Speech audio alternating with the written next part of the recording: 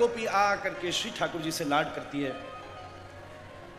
कोई कहती है मैया तू गोरी बाबा गोरे, ये कारिया कहाँ पे पैदा है गो। तो दूसरी गोपी बोली नहीं कारिया नहीं है, ये बताओ बादल का रंग कैसा होता है। बोले बादल तो गोरे होते हैं पर जब उनमें जल भर जाता है तब काले होते हैं। ऐसे ही श्री कृष्ण के भीतर खूब करुणा भरी है और जब से करुणा भर गई तब से श्री कृष्ण का स्वरूप भी श्याम वर्ण का हो गया।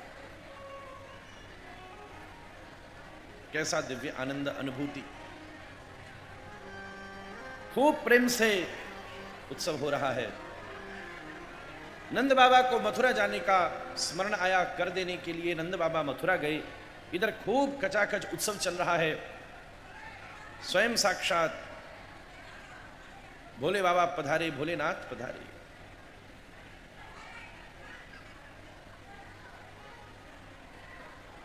आप सब आनंद से जो सब ये सेवा कर रहे हैं ना, ये भी मौन रहे तो अच्छा रहेगा। बोलेंगे तो हम कैसे बोले। तो महाराज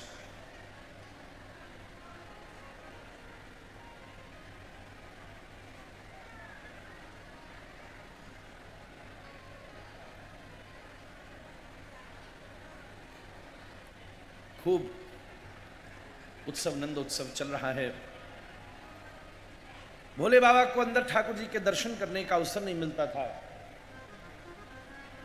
तभी लाला बड़ी जोर से रोने लगा, बड़ी जोर से रोने लगा। सबने पूछी क्या हुआ। खूब प्रयास करे चुप करने का, चुप न हुए।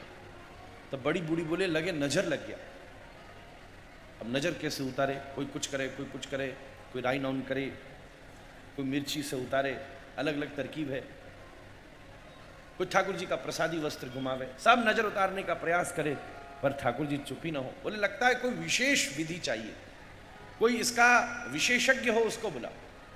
ढूंढो भैया पूरे गोकुल में कौन विशेषज्ञ है। सब सखी बाहर निकली तो भोलेनाथ बाहर खड़े थे। दौड़ा भागी चल रही तो बाबा ने पूछा ये क्या हो रहा है। तो सब बोले नंद के लाला को नजर लग गया, कौन नजर उतारना जानता। बाबा तुमको आता है। बाबा बोला हमारा काम ही यही है, अभी उतार देंगे।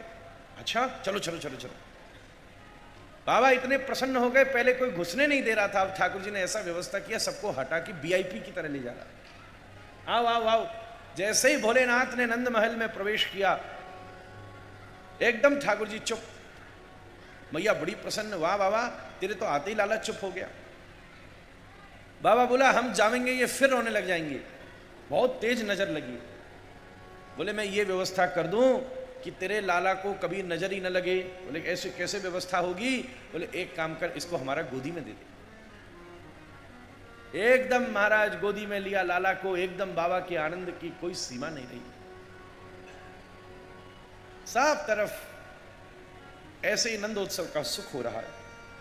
उसी समय 6 दिन के बाद कंस के द्वारा प्रेषित की हुई पूतना का नंदोत्सव में आगमन होगा। बड़ी सज धज करके ऐसी पहुंची है कि सब ब्रजवासी स्तब्ध रह गए। लगता है नंद बाबा के उत्सव में बड़े बड़े देवता आए थे, केवल लक्ष्मी आने से ही रह गई थी। लगता है साक्षात लक्ष्मी ही आई है क्या।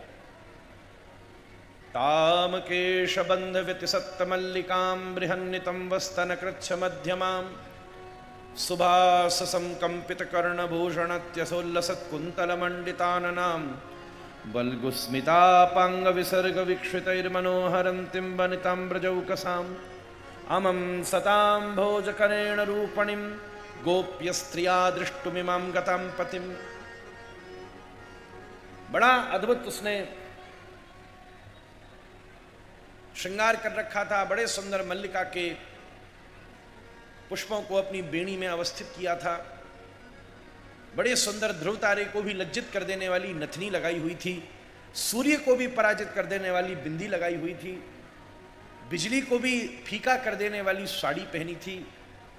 रुंझुन रुंझुन करती कटी किंकणी कुड़न करती सीधे नंद महल में उसने प्रवेश किया।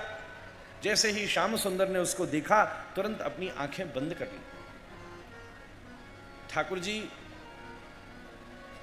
जब हम ऐसे बनकर जाते हैं जैसे हम हैं नहीं, तब भगवान अपनी आंखें बंद कर लेते हैं। आप वैसे बनकर जाओ जैसे हो, फिर देखो ठाकुर जी कैसे स्वागत करेंगे। भगवान मानो आंख बंद करके पहचान रहे हो ये कौन देवी आई है।